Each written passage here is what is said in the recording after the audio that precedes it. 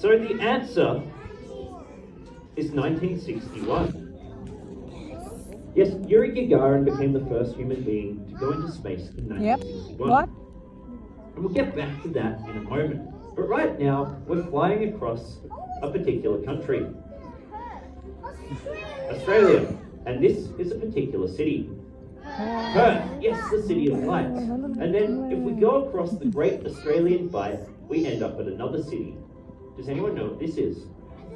Adelaide. Or if you think it's a radical place, you can also call it Radelaide.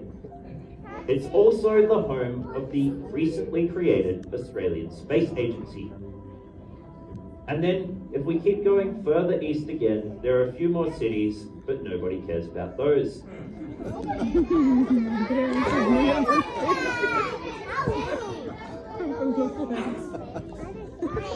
Apparently we've got a few Eastern Staters in the audience.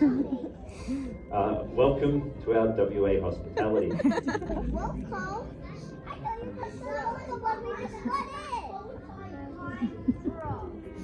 And just before we get too far, there is this thin blue glow around the edge of our planet.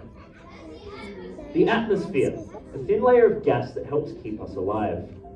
Well, coming back to those people that ventured away from the Earth. Because less than 10 years after humans left the Earth in 1961, well, they ventured to our nearest neighbor in the cosmos. Yes, they flew to the moon.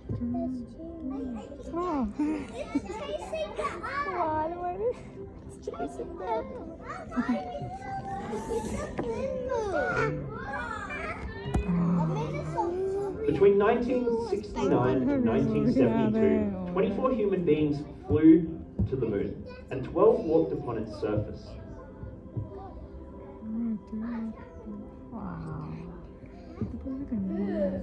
Right now, we're looking at the far side of the moon. The side of the moon that never faces the Earth.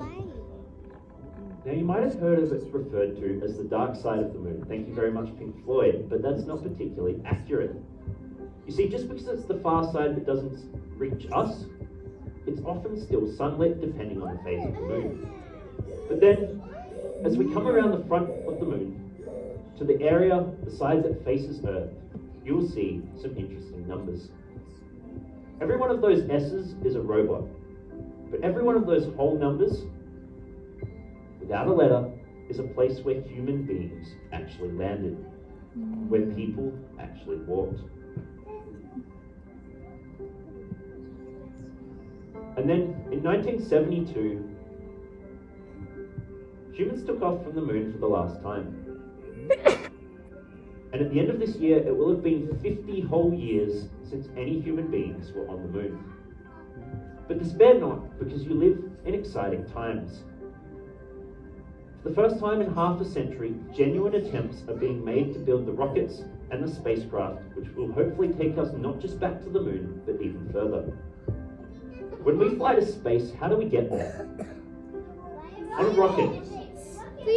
And what happens to that rocket once it has put us in space? It breaks up, it falls back down, it gets destroyed.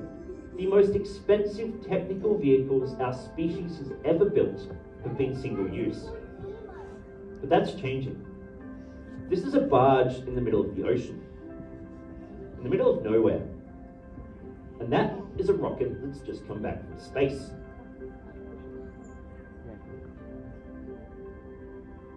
Suddenly, these incredibly expensive vehicles are reusable. And with technology like this, science fiction is fast becoming science fact.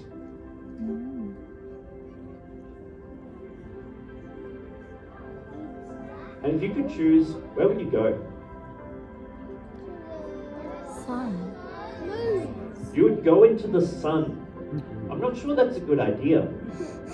You would just fly yourself and die. Have you melted yet? No? You sure? Well, as we fly out away from the sun, perhaps some of you know your planets. What is the planet closest to the sun? Mercury, absolutely.